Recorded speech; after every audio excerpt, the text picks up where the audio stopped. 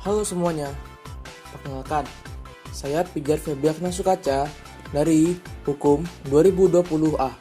Nah, kali ini saya akan menjelaskan tentang ciri-ciri sistem Pancasila sebagai sistem filsafat. Nah, kali ini saya akan membahas poin-poin dari ciri-ciri sistem Pancasila sebagai sistem filsafat. Yang pertama, susunan kesatuan Pancasila yang bersifat organis. Yang kedua, susunan kesatuan Pancasila yang bersifat hierarkis dan berbentuk piramidal.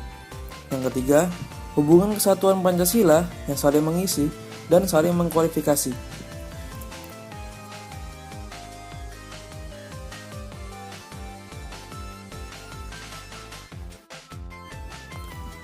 Susunan sila-sila Pancasila merupakan kesatuan yang organis, yakni satu sama lain membentuk suatu sistem yang disebut dengan istilah Majemuk Tunggal. Majemuk Tunggal artinya Pancasila terdiri dari 5 sila, tetapi merupakan satu kesatuan yang berdiri sendiri secara utuh. Bisa kita ambil kesimpulan bahwa Pancasila bersifat organis, yaitu masing-masing sila tidak terpisahkan satu sama lain dalam hal kesatuannya. Yang kedua, masing-masing sila mempunyai kedudukan dan fungsi sendiri-sendiri. Yang ketiga, masing-masing sila berbeda namun tidak bertentangan. Kemudian, masing-masing sila atau bagian saling melengkapi.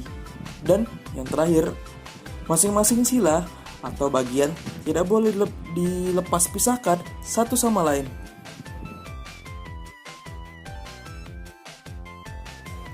Hierarki berarti tingkat, sedangkan yang dimaksud bentuk piramid dari kesatuan Pancasila ialah bahwa sila yang pertama dan seterusnya tiap-tiap sila bagi sila berikutnya adalah menjadi dasar, dan tiap-tiap sila berikutnya itu merupakan penjelmaan atau pengkhususan dari sila yang mendahuluinya.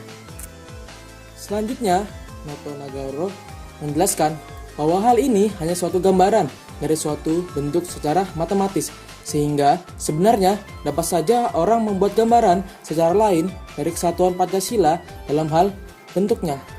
Secara singkat, uraian Noto Nagoro di atas dapat dinyatakan bahwa bentuk susunan hierarkis piramidal Pancasila ialah kesatuan bertingkat yang tiap sila di muka sila lainnya merupakan basis atau pokok pangkalnya, dan tiap sila merupakan pengkhususan dari sila di mukanya. Sila pertama menjelaskan bahwa pada sila pertama itu meliputi dan menjamin isi sila 2, ketiga, keempat, dan kelima.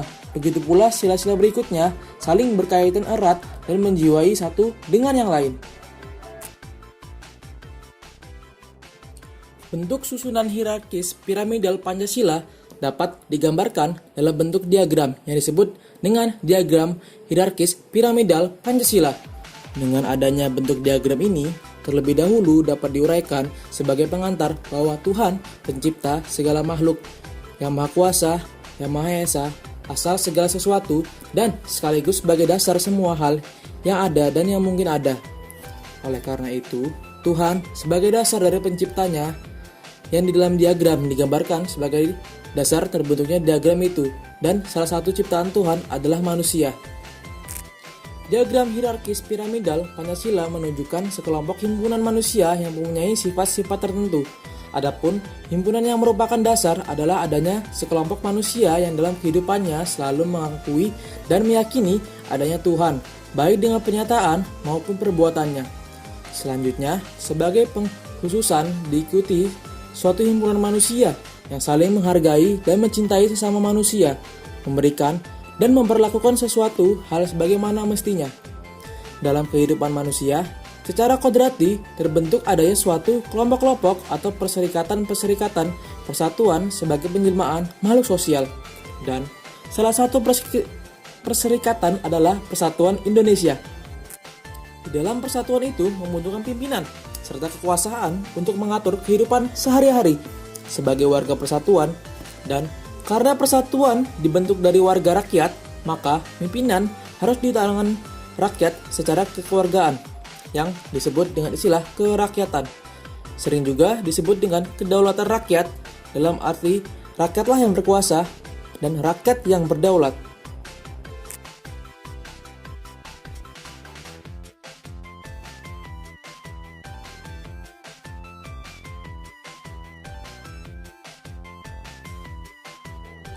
Pancasila sebagai satu kesatuan nilai juga membawa implikasi bahwa sila yang satu dengan sila yang lain saling mengkualifikasi.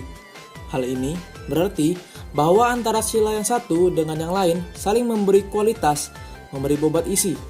Misalnya, ketuhanan yang Maha Esa adalah ketuhanan yang Maha Esa, yang berperi kemanusiaan, yang adil dan beradab, berpersatuan Indonesia, dan berkerakyatan yang dipimpin oleh hikmat kebijaksanaan dalam permusyawaratan perwakilan, dan berkeadilan sosial bagi seluruh rakyat Indonesia. Dan ini berlaku seterusnya untuk sila-sila yang lainnya. Sekian dari saya dan terima kasih atas perhatiannya.